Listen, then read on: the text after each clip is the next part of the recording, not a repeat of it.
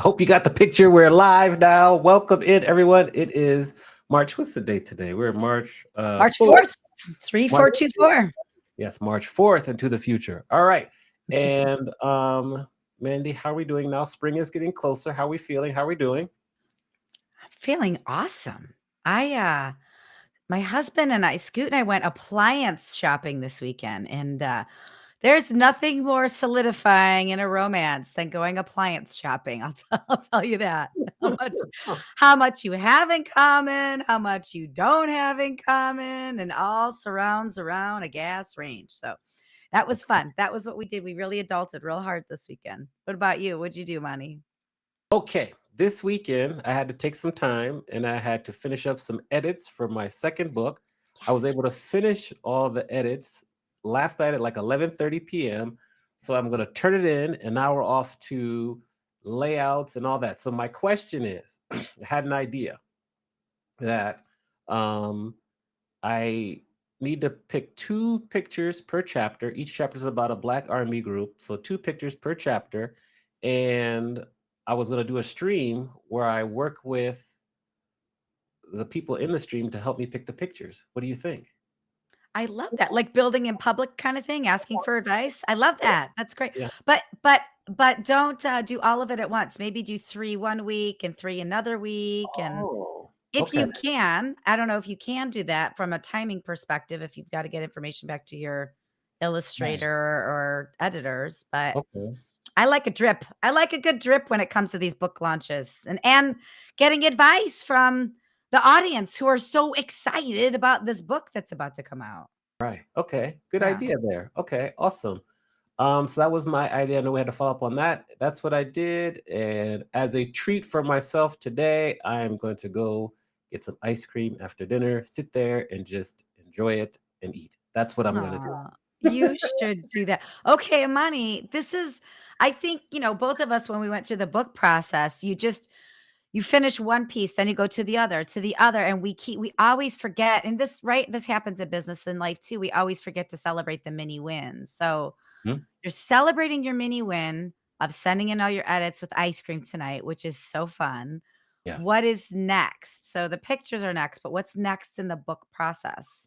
Probably the next is deciding on the definite title. That's probably the next biggest thing is the Ooh. title. Yeah. Yeah. That's probably it. Ooh. So Well, you that'll gotta be, ask advice for that. Get I feedback know. for I that know. too. I have kind of three working ones, but yeah, maybe, yeah. So that'll be the next big thing is the title. Do a LinkedIn poll, like a voting poll with your titles. That was one of my favorite things about my book. I got the subtitle from people, social media audience. I wasn't sure what the subtitle should be, and people voted, and that was super fun. All right, I'll do that. Yeah. Now, speaking of books and speaking of Yes. titles, And let's an get to our guest awesome book today. cover Yes, too, look at by the this book way. cover and look at this title here. Oh my goodness, like F the fairy tale. So we have with us, I'm gonna tell a story. Damona Hoffman's with us. We're gonna put her in on screen for you because I want to tell a story. See, there's Damona right there. She shows, so just wave to the people. That's Damona right there. Hi. I'm gonna tell a story. Good First round wave. of applause. Yes. So I first met Damona walking in the hallway at Podcast Movement in 2018 in Philadelphia. Came up there solo, going to all the sessions, and I met Damona. I was like, "Hey, I saw you're from LA. I'm from LA. We talked or whatever." She said, "Oh, I'm having a breakout session. Come over." I came over to the breakout. It was a fun one. It was cool, and then we just kept in touch ever since. Damona was my guest co-host for my first Twitch dating show, which was extremely successful and extremely Fun. hilarious. It was It great. was so She good. came back a few times for us there. She's been on my other podcast, the Amani Experience podcast, and we also hung together and did some work at a previous, or I guess after Philly, other podcast movements too. So, with all that, we welcome Damona Hoffman to Adventures in Business. How are we doing today? We are doing so good. Wow, you have amazing memory. It was as you were talking, all the moments, all the memories are coming back to me, and I'm like, yeah. When you Yes. find people that you like collaborating with, it's just an awesome experience. So thank you for having Aw. me here and collaborating again. Yes, we love it. I read the entire book. I have lots of questions, but I want to ask you a question about the book since I was just sharing some of my process. how long did it take for you to write the book from beginning to end? Because I know you're about 2/12 through the whole process of like broadcasting and sharing everything. How long did it take you? Forever. What I was asking, yes. I actually came up with the concept in fall of 2020. Took Okay. me a little while to get the book proposal together, to find an agent to shop it. Then my agent wanted to make the pitch deck, the proposal fancy. So it took another couple months for that to happen. Then we took it out to market. Then it went to auction. Then we finally settled on a house to sell it to in fall of 2021. So that's now a year. Mhm, And yeah. then it took a year for the first draft. Then I had an editor change. Then I had to Mm. do some revisions. Then it took another 6 months. And then it took almost a year from that. So yeah, about 3 years and 3 to 3.5 years in total. Wow. Well, I wanna Not ask, that long. the cover is so strong.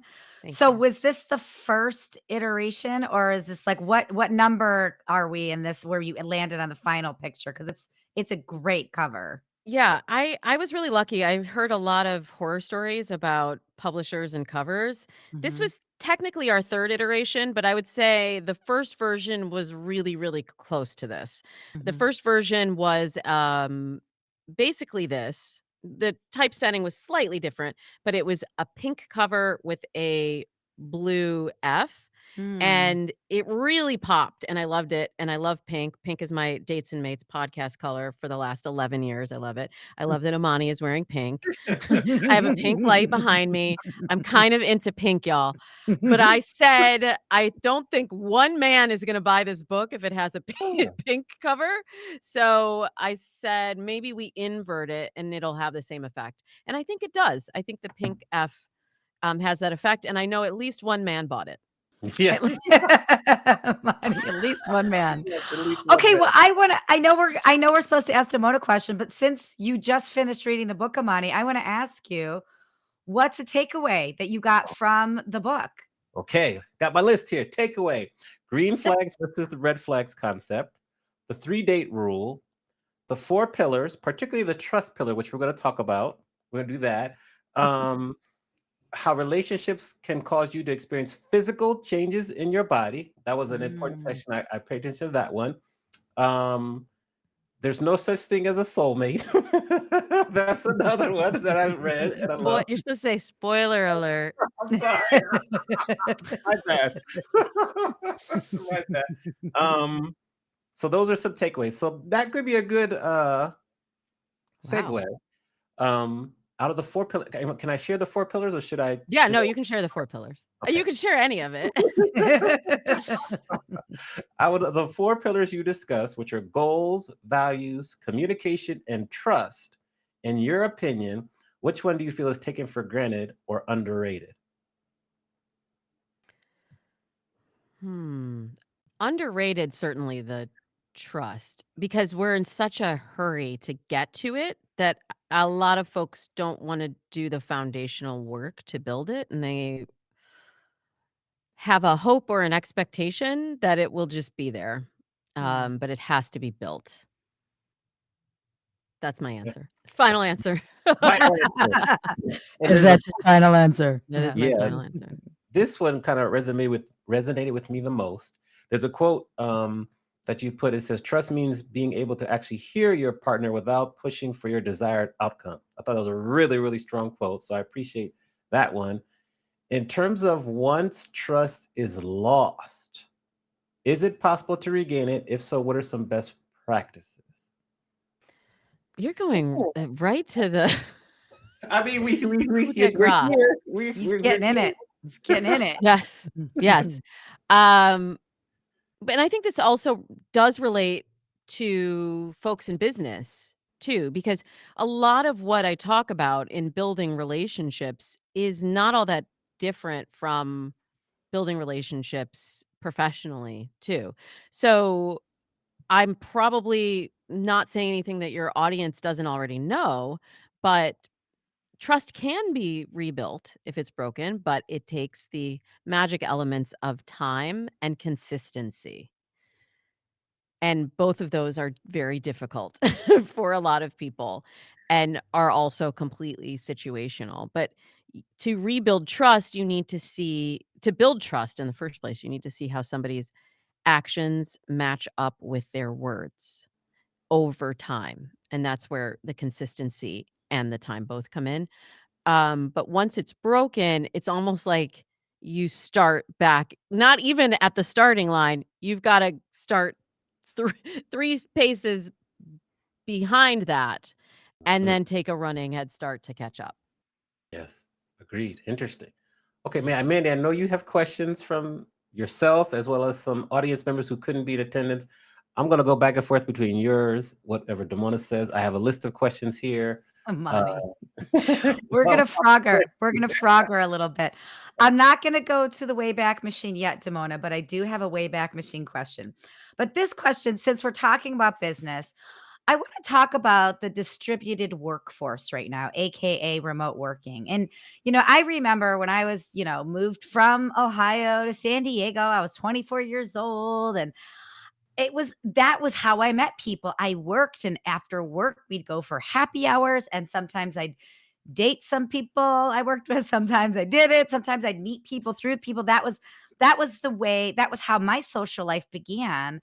And with this distributed workforce and this remote work environment, I noticed my niece, for example, is 24 years old, and she's in her room working all the time. So she relies on the dating apps, and we'll talk about the business of the dating apps in a little bit. But I'm just curious for you, what advice do you have for the people that are in the distributed workforce world that aren't interacting with physical people all the time, and they may or may not want to use the dating app? Like, what is that gap they can bridge to actually get out there and meet people?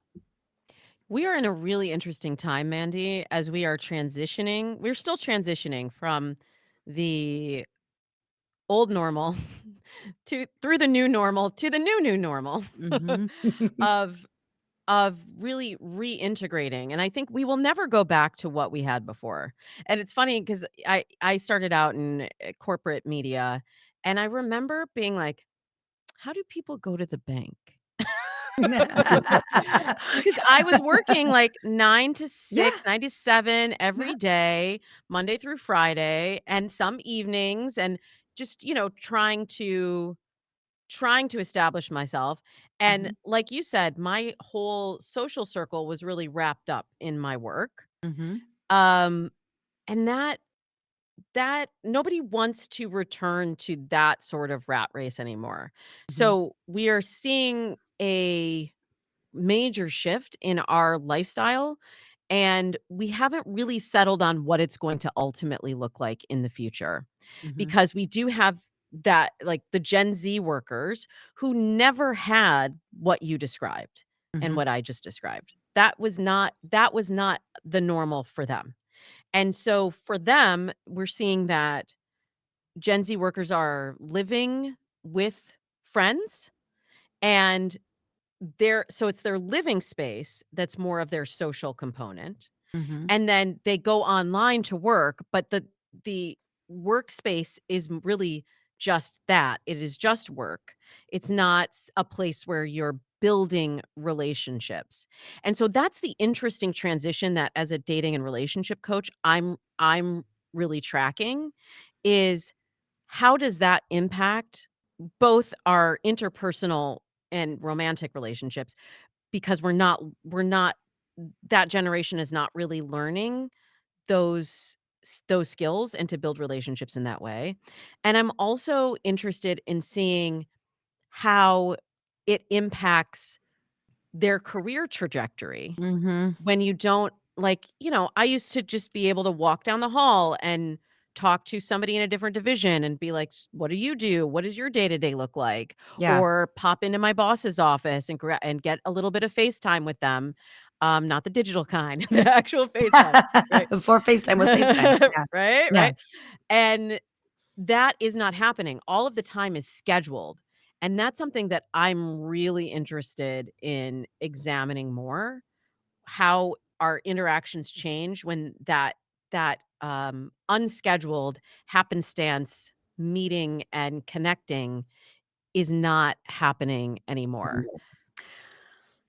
It's funny that you say that because we were just at a state of the industry event where David Blainsfield, who's the publisher of North Star Media for, for the meetings and conference industry, he talked about as a company how they made a bold decision to actually reopen an office in LA, and he was getting a lot of flack for it, but his position, and I think it's really in line with what you're saying, and I'm curious about this element of it too, is yes, like being able to walk down to your boss's office, all of that stuff is important. Those relationships are important. But the other thing that's important for the people on the bench is to hear mid-level or senior people have a conversation, hear how they're establishing or developing relationships too. So what do you think about, and I guess we're off track a little bit, but I'm curious about your opinion just about relationship development. Like what do you think about the corporations right now that are really struggling about finding their footing between do we open an office, do we not open our office? What are the statistics or the numbers behind like developing deeper relationships at work for career and growth trajectory?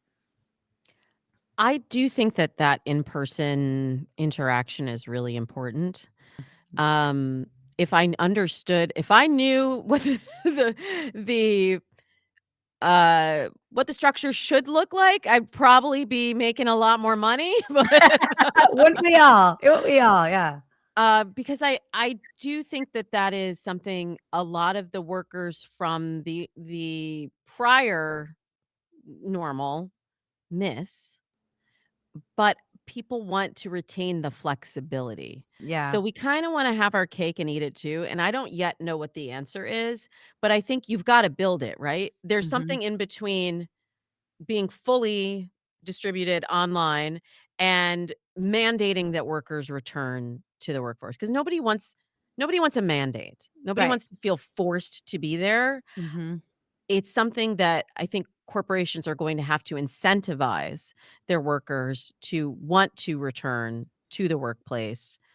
And I'm not exactly sure how to do that because everybody has different needs and different restrictions. Mhm. And one thing that was really interesting during the pandemic, um, and I know Amani may have a few things to say about this. It was very Mhm. interesting um, for daters I was working with who suddenly their dating pool went from people in their immediate circle to anyone anywhere in the world.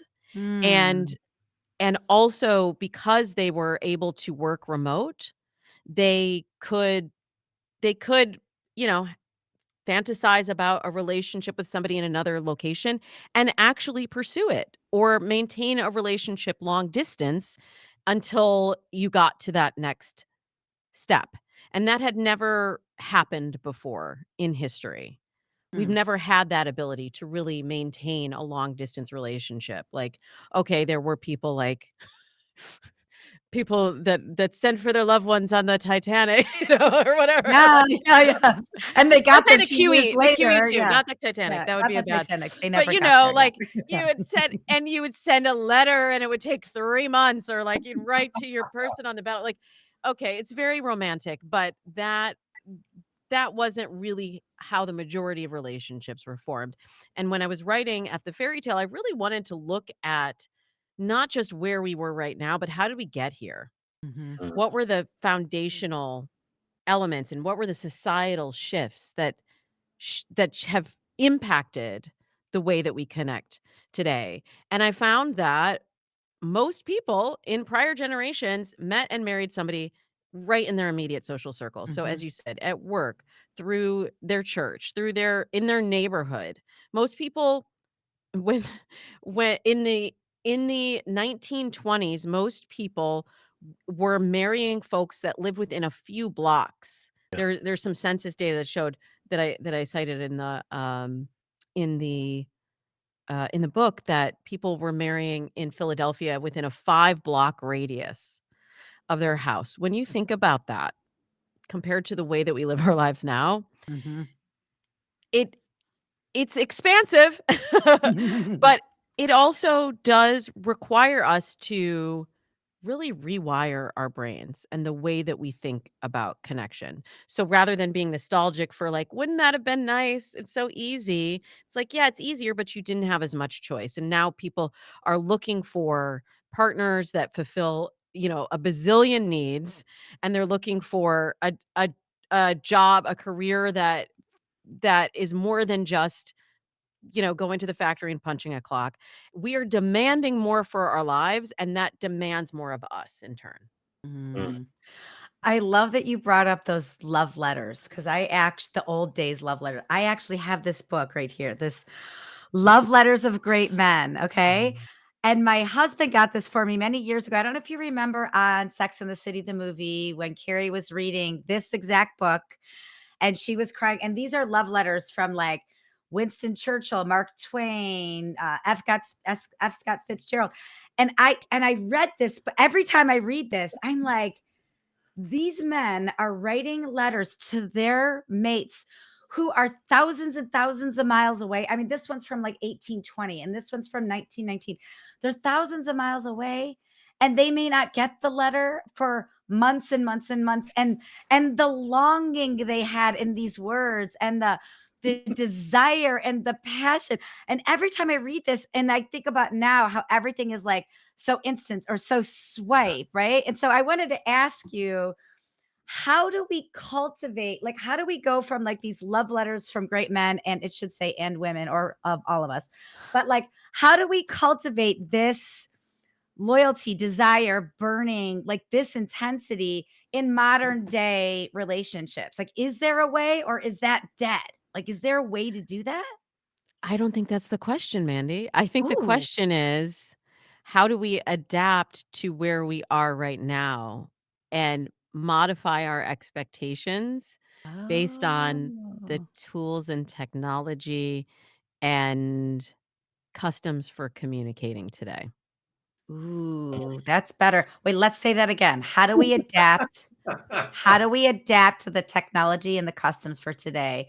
And it's Yeah. basically managing our own love expectations. Would you say that? Completely, and that's why Mm. I wrote F the fairy tale. People think that when Yeah. I say F the fairy tale, I mean F love, like, forget about it, you can't have it, you can't have lasting love, F it. No, that's not what I'm saying at all. I'm saying, let's let go of the love letters, dare I say, Mandy? Let's let go of the fantasy Yeah.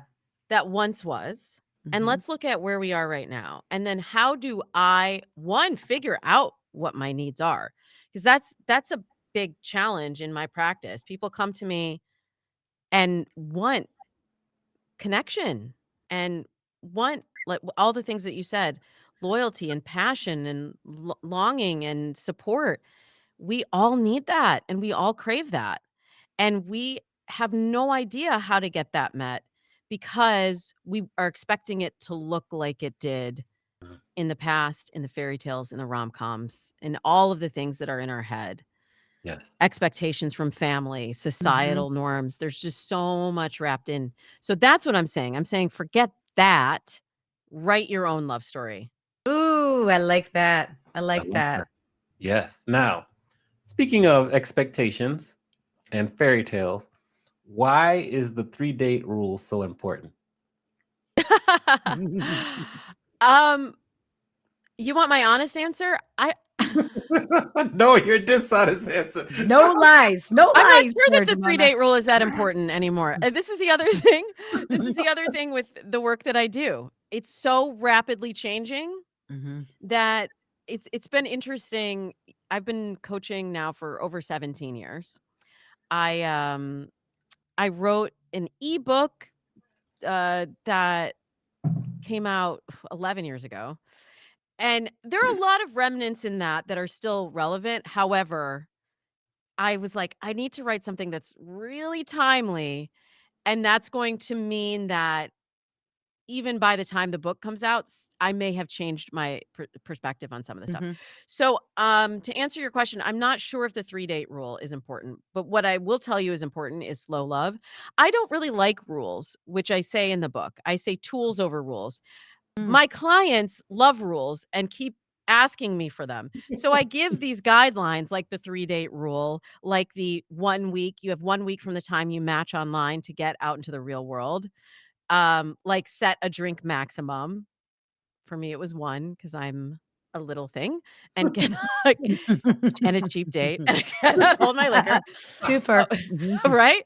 But I'm more interested in people developing rules for themselves based on their own patterns and their own values. But I like the 3-date rule because it's when I have seen most of my clients hit a turning point. So I'll explain the 3-date rule for, anyone that's like, "What are you even talking about, Demona? You're already contradicting yourself and you just started. I don't know what you're talking about." So I say that in the first at the end of the first date, all you need to know by the end of the date is that you're curious enough about that person to spend one more date slash hour, hour and a half with them.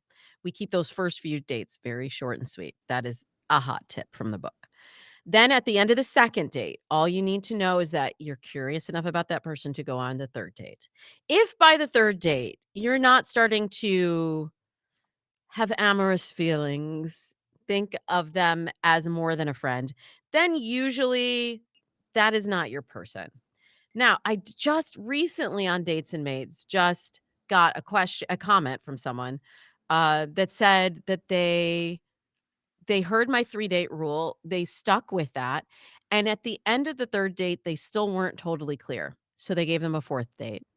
At the end of the fourth date, they were still a little bit curious, but they still weren't totally clear. They gave them a fifth date. And for them, the passion kicked in on date 5. Mm, They were, like, grateful that they had somewhat of a framework for slow love to keep going with it because the old them may have discarded someone at date 1, and that's what I see a lot of. People are like, "I need the spark right now. I need to know, are they gonna be my future? I need to know, are we going to have passionate sex right away? And if not, then thank you, next, on to the next swipe." So I need to slow that process down for people, and the 3-date rule is how I do that for my clients and listeners. okay. So my follow-up is also fun fact that Damona came all the way down from Hollywood to Fullerton, talked to my class in 2019, one of my first semester there. Aw, that's It was awesome. on TV and her experience as a TV exec, and spent the entire day, both classes, talking to my students. So I'm forever grateful for that. So I have to That was mention a that. great time. Thank Yeah. you, thank you. Yes, thank you. Now, how do you work with the younger generation, or maybe some people a little older, on developing patience when it comes to dating, which you were just speaking about? Practice, first of all. Mhm. And this is sort of a global recommendation for all of these dating and relationship skills. We have been sold a bill of goods. We've been told you should just know how to build relationships. And I speak of friendships and romantic relationships. We should Yeah. just know. We should know how to attract someone. We should just know how to get someone to be interested in us. We should know how to communicate clearly. We should know how to build trust with somebody. We should just know. And I've been doing this a long time. And I will tell you that most folks don't know. Mhm. And I can also tell you that most folks can get better at any of those skills by practicing them. Mhm. And it does require you to sit in the unknown, to sit in discomfort sometimes, to go push beyond your comfort zone and to see what's on the other side of that. And I know that's uncomfortable for a Yeah. lot of people, but the more that you practice and build those skills, even if it's just the skill of delaying gratification, staying present in the moment with somebody. We get there's so much anxiety in dating today, and my feeling is that most of it comes from either ruminating on the past or projecting to the future. Mm. We're not present. We're not right Mm. in the moment with the person sitting across from us. We're on our phones. We're thinking about our ex. We're thinking about if this person could fit in with our friend circle, if we could introduce them to our mom. And we're missing all the stuff because it's all happening right here in the present moment. Mm. How do we stop ruminating about the past? Asking for a friend, Amani. Mandy knows me well. You always know when Amani is a specific question Also, for shout him. out to Heather Cox in the chat who's been commenting. She says she met her husband on Bumble. Okay, back to the question. So yes, Okay, first we're thing. gonna get to dating apps because that's my favorite topic. Mhm. Therapy. Yes, amen. I'm a big fan of therapy. And I want to clarify because a lot of people are like, so what do you do, Damona, as a dating and relationship coach? So you're like a therapist? No, I specifically strategize with people on how to find and move into lasting relationships. That is really my lane. So my work dovetails beautifully with the work of a therapist. I'm not going to go into your relationship past and patterns and your family history and all that. I'm going to assume that when you come to me ready to date differently, you're going to have your stuff sorted and you're going to be ready to implement a plan to move you towards that relationship. And if you haven't sorted it, nothing will bring it out like the process of dating, right? And then you're like, "Oh, I didn't know that that was in there. Hello." And then that's when a therapist can also be helpful working concurrently with the work that I do. So, that is one thing, and then the other thing is replacing the old memories with good memories Mm, from, Mm. new memories. yeah. So, and I think, we've all been through disappointment and heartbreak, and it's really acute when it first happens, and we feel it a lot, and we think about it a lot, and it plays, and it plays, and it plays in our mind. And the further we get from it, it's not that it ever really fully goes away, but it hurts a little bit less. It's a little less acute. It's just like any kind of wound, right? And sometimes wounds become chronic pain, right? Right. Scar, And yes, scar. they Yeah. could be just a scar, a reminder. It could be chronic pain. Or you could heal it completely, and then it's just becomes a story, a part of your story, a thing that happened to you. But I don't think it's necessarily bad to have a history or to have a past. The question is, how is it impacting you in the present? Mm, Ooh. very good. I will continue. I have another question, but I'll continue to Mandy and we'll go back and forth. But great answer. Thank you. I like how you just sort of created a quote, like scars can become good stories or scars can I wanna noodle on that a little bit because I think you just brought something cool up. It doesn't have to stay a scar. It doesn't have to stay bad. It can merge into something good, or can merge Yeah. into something better. I should take a note on that. I'm like, I that's not in the book. Okay. That just happened off the cuff, but I'm like, It did. that's Put that good. in the, That's good. put that in It's the good. definition. Yeah, Yeah. you did Put that it. in the Yeah, I like that. definition. Yeah. Writing it down. Yeah. Write it down. Note to self. Another nugget of Demona genius. Yes. So I want to talk about dating apps because you just mentioned it, and if the internet's lying to me with numbers, let me know. But I recently read dating apps are of almost a $5 billion business. That's a lot of money. That's a lot of money for something that 10 years ago, 15 years ago, a lot of people didn't do, and now 300 million people worldwide are using dating apps. I think that's awesome, right? So I think I'm curious with you. I used dating apps I loved dating, but then I ended up meeting my husband the old fashioned way at a bar, right?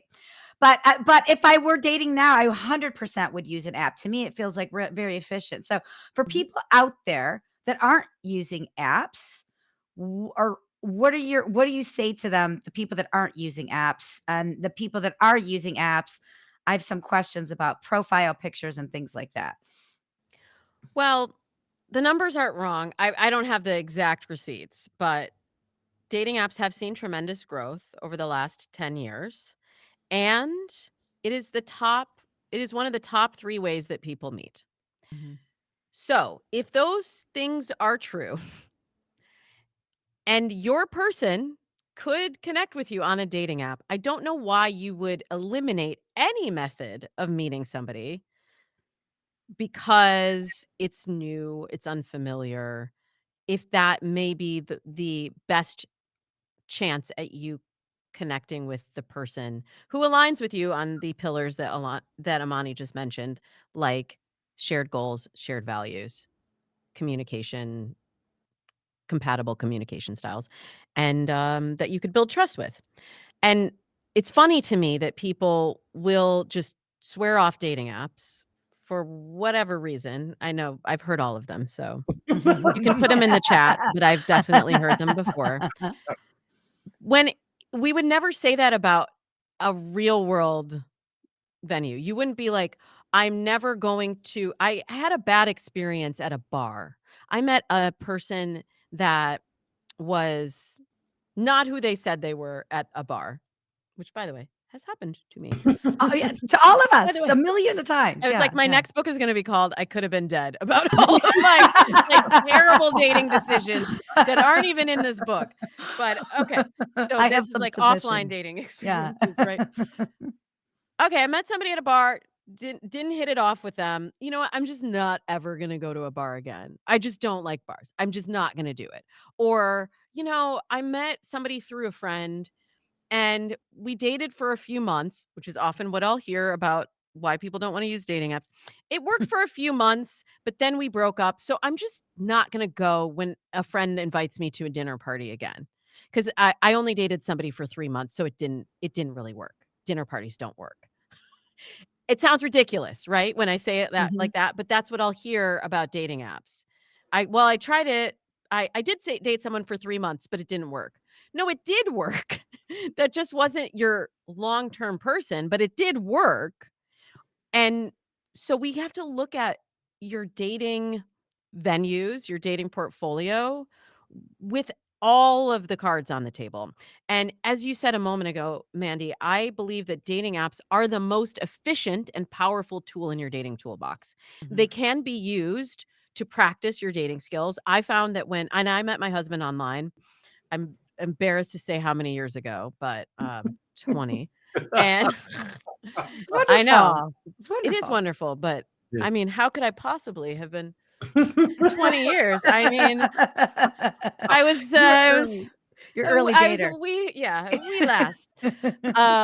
But I have just seen time and time again that dating apps, online dating is it's so efficient and it is such a good tool to practice dating skills. And I found that when I was dating online and dating offline, because I never was like, I'm only dating online.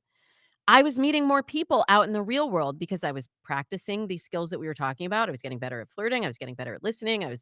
I was approaching people. I was putting less emphasis on each individual interaction so it could unfold naturally.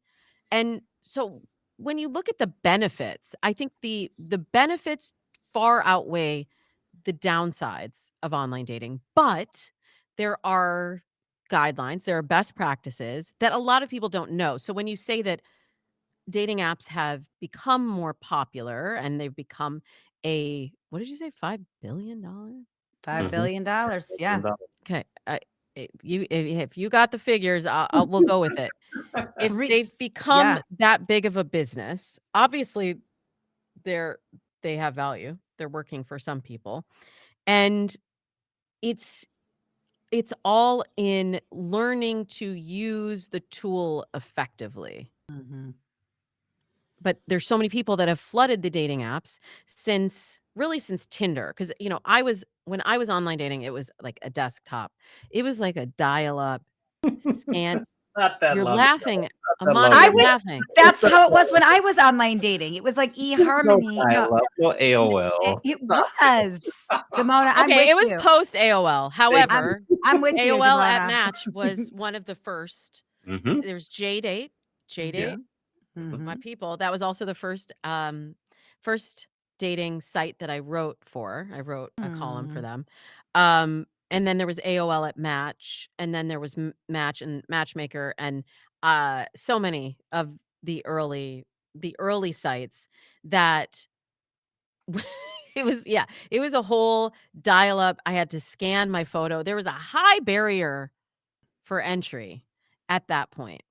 And I appreciate that Tinder made it so easy for people to just get online and start swiping. But then low barrier for entry, various levels of intent, dissonance in the communication and conversation because different outcomes started to occur. Mhm. Well, I want to know profile wise. This is a question from Gal Pal in Ohio. Is what are three things people can do to make their profile either more like them or more compelling or just stand out? Well, in this little book that I wrote called F the Fairy Tale, I do give my 3 C's: Mm. color, context, character. So there's 3. Color, strategic to stand out. Amani is wearing a beautiful pink, uh, Animaniacs. Amaniacs, yeah. Oh, I was like, Animaniacs.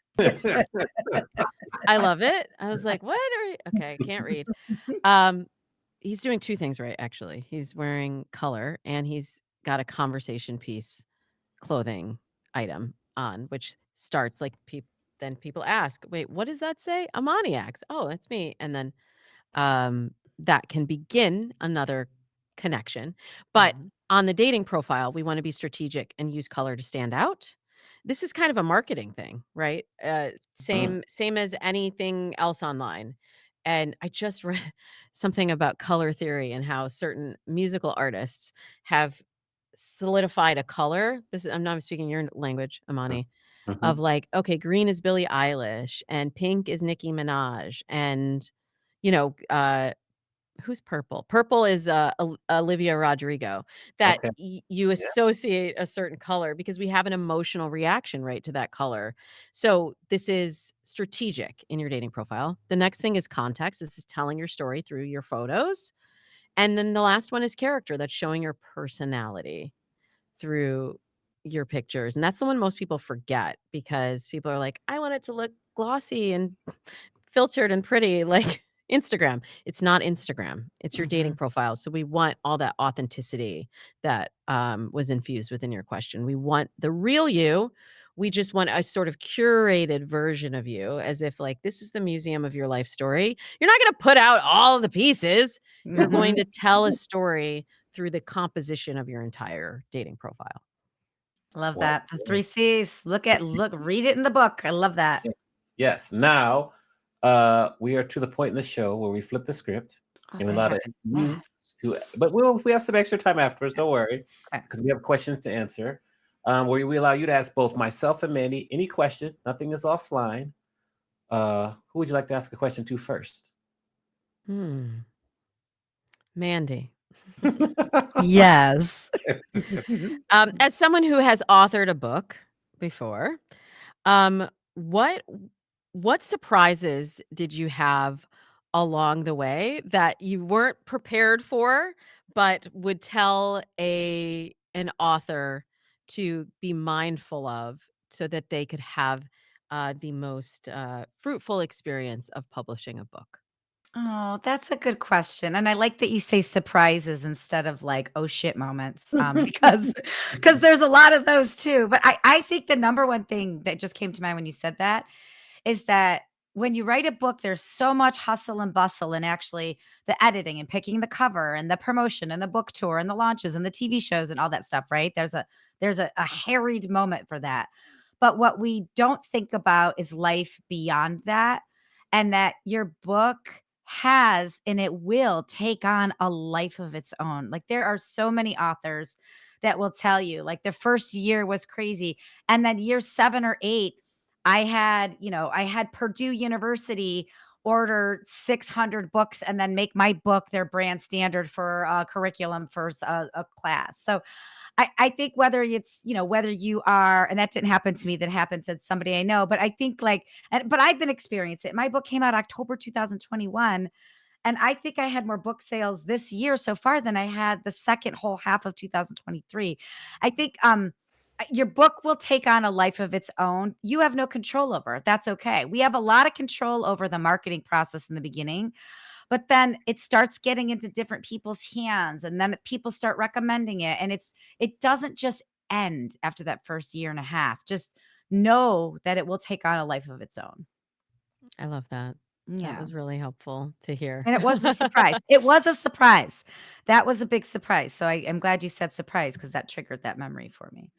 Yeah, it's funny. As you were talking, I was remembering hearing Don Miguel Ruiz talking about the Four Agreements. And I think it was something like over 10 years from the time he wrote it to the Yeah. time I think Oprah put it on Mhm. a list or had Yeah. it on the show or something like that.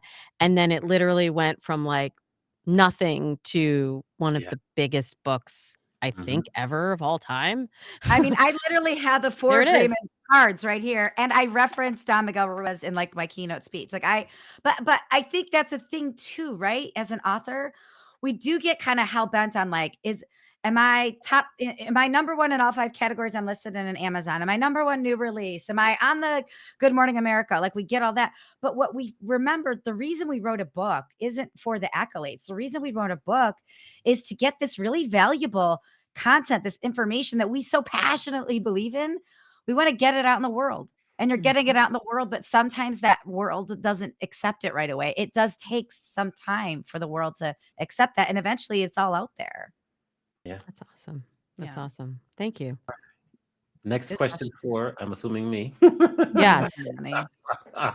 Okay, so you mentioned I came and spoke to your class at Cal State Fullerton.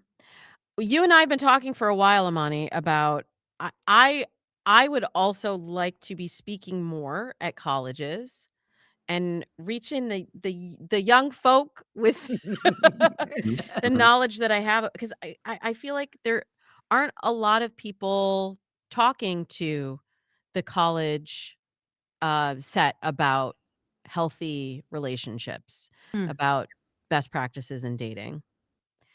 What recommendations would you have for a person who is interested in doing more speaking at colleges, paid speaking at colleges? I would say there's a couple things we can do. I would say there's a couple organizations that kind of specialize in that kind of avenue and lane, which of course I'll introduce you to and share with you. I Thank you. think in addition, just continue to guest speak at different colleges, particularly ones that are close to you, or if you can kind of set it up for when you're on the road. That's a very good way because then they get to know you and they'll bring you back to speak and maybe then once they have budget, things like that. I think some of the schools that you at least expected, like for example, I know someone who will speak a lot in Nashville at like a lot of the music schools there, but they don't need to pay because they have a lot of people there.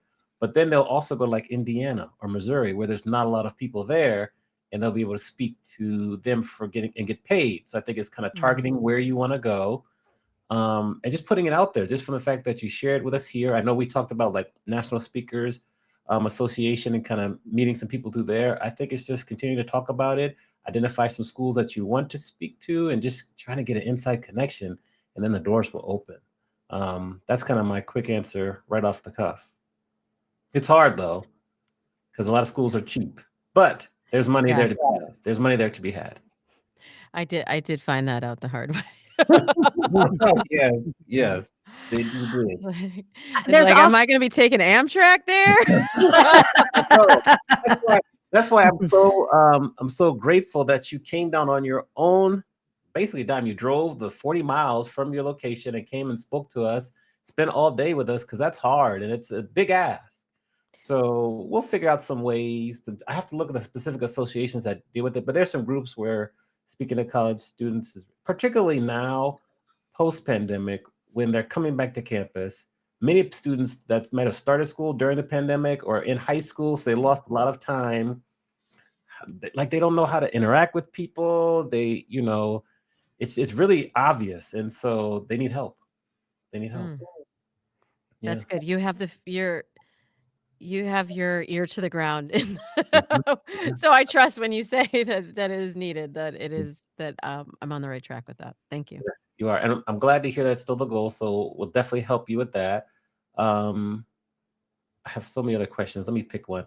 Can you explain your thoughts on green flags versus red flags and the whole concept you discuss in the book?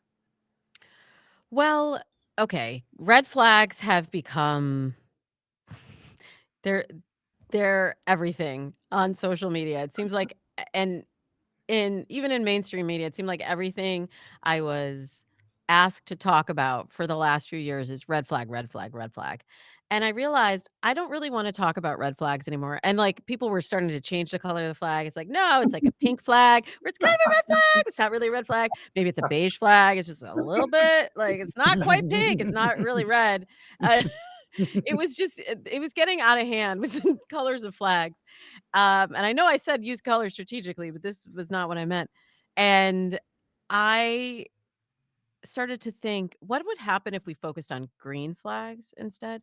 Because we can always find a reason to say no. We can always talk ourselves out of something, but what could we look for that would give us reason to lean in? That would give us reason to go, to put our foot on the gas.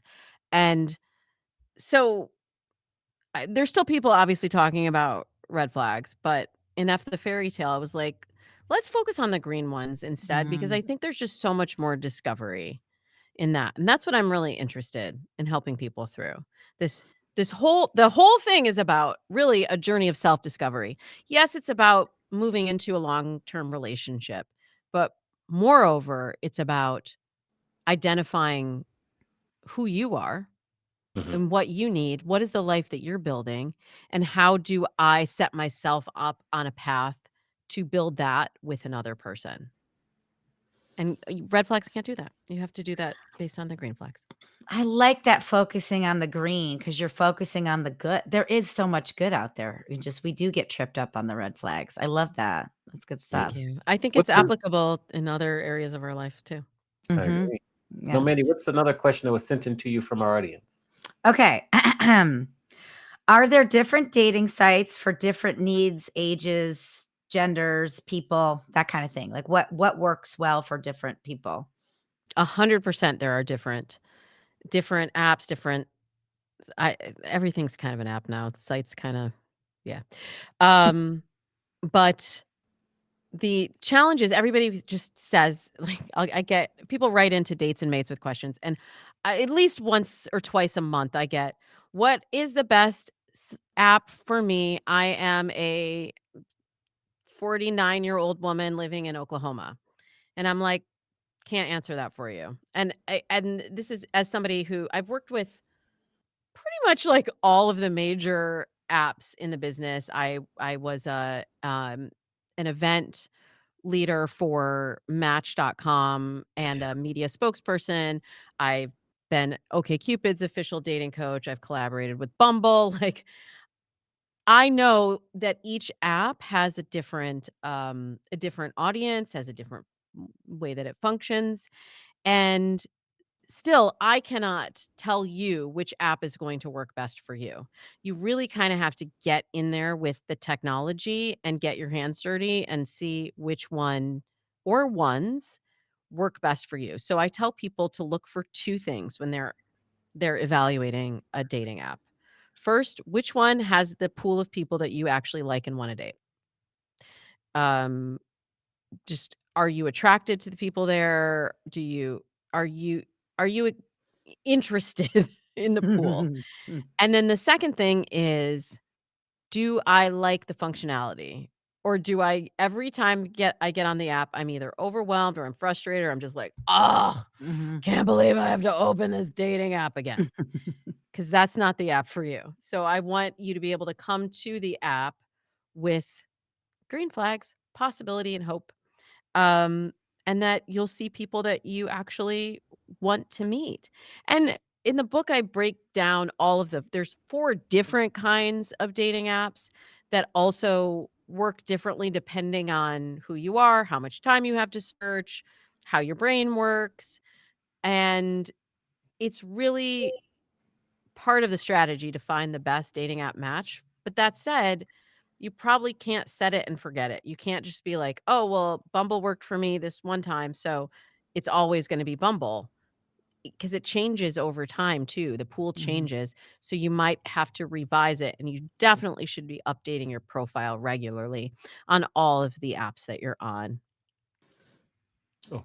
Now, just to Love kind of that. piggyback that Good. question, can you explain to people who might not know the term like app cycling, cycling through the apps and kind of doing that? Here's what I love about Amani. Amani really does the work. He really did the research here. Mhm, So, mhm. yes, I also work on the Drew Barrymore show as, the official love expert there in the Drew crew. And on the show, I debuted this concept called cycling in 2021, I think, Mhm. because I was seeing that a lot of my clients were getting burned out on one particular app, and they would and this has been the pattern for a long time, where as soon as you sign on the app, you get all of the fresh people, you get pushed as the new person to everybody, so you get a bunch of matches right out of the gate. And then around, like, the 3rd week, it starts to peter off, and you start to wonder, like, am I not cute anymore? What has happened? Am I is this working? Is this thing on? And then a lot of people will just sign off then and just be like, "Well, I guess it's not working." What I encourage people to do now is when you get to that lull point, either stay on, first of all. You could just stay on and accept that the volume is not as high, but you're still going to, when new people sign on, get the connection with the people that are right for you. Or you can do what I call cycling, where you then go to your second app. And I like to have a mix. So I said there were different kinds of dating apps. There's the legacy apps that have a huge pool, have been around a long time, have a lot of legacy features. They take a lot of time to set up a profile, to sort, um, but they have critical mass. Then there's the swipe apps. A lot of people, a lot of variety of intent, though. Then there are the niche apps, smaller pool, but targeted for a particular interest or value belief system, something like that. Um, and then you have the curated, where they, like eHarmony, you mentioned a minute ago, Mandy. That's they select the matches for you. You don't get a ton of matches, but the app is sort of doing some of the work to do the sorting for you. So you might want to cycle through a couple of these categories of apps. So maybe you do the swipe app for a while, for 3 to 4 weeks, and then you hit that lull, and then you're like, let me do the curated for 4 weeks.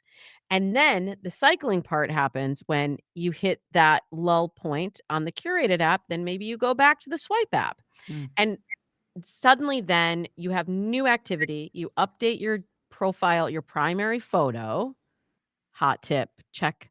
Update your primary photo, and then you're new on the app again.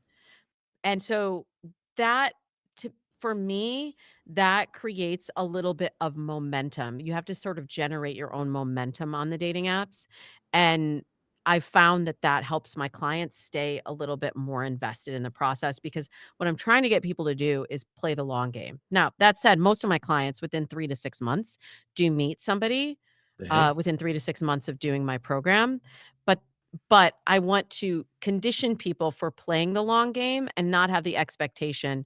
Sure, plenty of my clients have met someone on the first or second date. I don't want people going into it with that hope or expectation, because then that leads you to disappointment. Mhm. Mm. Okay. So I got two final questions. My first one for you is you've done a lot of work. You've partnered with a lot of brands. You've worked on a lot of different TV networks with a lot of different TV professionals. You've written a book. You're now going to be the keynote speaker at Podcast Movement. Your career has come a long way, and you've pretty much relaunched your own career when you left TV and then went to do this full time. What have been maybe 3 tips that you would give people for success that you've experienced, that you've seen during, and I don't want to say your reinvention because that might diminish a little bit, but just how you've recreated yourself after leaving television? It's funny. It's funny because I actually, so I was the executive on Ghost Hunters, which was my favorite show at the time when I got the job. I was like, "Oh my god." Dream show to be the executive, the creative executive on, and shape the show. And I just went to a book signing for one of our hosts, and he was like, So are you just doing the dating thing since you left television? I'm like, I never left television. I'm on television every week. I'm just in a different I am in a different capacity, Mhm. but I'm still doing a lot of the stuff that I was doing before. I'm just doing it for me and my personal brand, Yeah. rather than than telling him what to say on television. So, but I very much resonate with the idea of reinvention. And that is actually a big takeaway for me is that you always have an opportunity to rewrite and reinvent. And I really feel like I'm like mid-career. Like there may be another 2 Yeah. turns ahead of me and I don't know what they are yet. Like right now I'm enjoying what I'm doing. Um and I'm so fueled by the work that I don't need to think about, okay, well, what's the next? I know a lot of people in business will say that they do their 5-year plan and their 10-year plan. I don't do that. And maybe I did before, but then I realized that you can't predict. Like if Mhm. 10 years ago, if you had asked me if I would be sitting here having this conversation with you and looking at the resume that you just read, like there's just no way I could have predicted it. So instead I just think, what do I want to do next? Mm. And you can use this even within the current career that you're in. It doesn't mean like what what do I want to completely reinvent to next? It's just what do I want to do next? And that has always guided my career. So that's one. The second thing is don't let people tell you you can't. All Mm. my whole career people have been like, "No, you can't. You can't start out at a network in an executive assistant job at a network. You have to this is how we do it. You have to start at an agency or you have to, begin it at this stage and you build from there and that's how everyone does it." And I'm like, "Okay." What? I always say I always Yeah. say, like, "Okay, watch me." And Yeah, then good I got feedback. Yeah. my first official job, my first paid job in television was as an executive assistant at CBS at the network when I was 21 years old. I got Amen. that job. I Mhm. beat out like 50 people for that job because you know what? It was just my job. I was the Mhm. right person at the right time, at the right place, with the right experience, with the right attitude, and it was my door to walk through. And that's what I have done my whole career is just I just draw a new door. I just create a Yeah. new door. Mhm. People told me, "You can't pivot from being in casting to being in development and programming." Okay, watch me. You can't pivot from being an executive to being a content creator and a dating coach. Okay, watch me. So, I would love for everyone to feel uh that sort of ambition, that sort of power over their own destiny, Mhm. because that's been a big takeaway for me. And then the other thing is relationships. So Mm. you mentioned that I drove down to Yeah. to Fullerton Yeah. and gave of my time, but really um, what I was doing was building a relationship. Like we had a relationship from the collaborations we had done, and I wanted to support you in Mm. this new endeavor for you and build more relationships. Who knows? The students that saw that were in that class, maybe that is somebody that's going to hire me to host my own show down the Mhm. road. We don't know. We don't know. And it's funny, somebody once told me the people that you see that you see on the way up are the same Yeah. ones you're gonna see on the way down, right? So you gotta Mhm. right. And it happened to me in my career where there were executives, not gonna name any names, but there were people that were not so nice to me when I was an assistant that walked in the door to pitch me shows later, and I'm like, "Oh, so nice to see you." And there are Again. also again, and I I'm not a person that holds a grudge too, but I do maintain my relationships, and so many of the opportunities that I've had later in my career have been seeded through relationships that I built, not with the chair that somebody was sitting in, but with the human, with the person, and that continues to pay dividends throughout my career. Ah, Amen. I feel like Demona, everything that you're talking about today, you're pulling from all these little the ruckus I just made is look at this quote that is on my calendar. The greatest pleasure in life is doing what people say you cannot do. This Ah, is this is March. This Yep. I just flipped this Oh, I just flipped this morning man. and you just said that and it's like fuel, right? It's like sure. Tell Demona she can't do it. You're just gas and fueling her to do something more. And I so eat nose for yeah. breakfast. Yeah, exactly.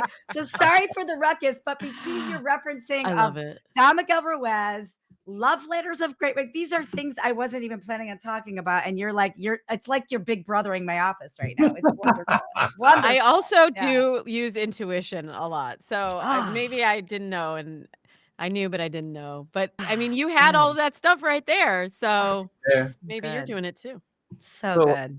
Mandy, I'll let you kind of close us out here. I normally would ask you, you've kind of already answered it though, Damona, like what advice would you give 21-year-old Damona as you were leaving? Was it Northwestern?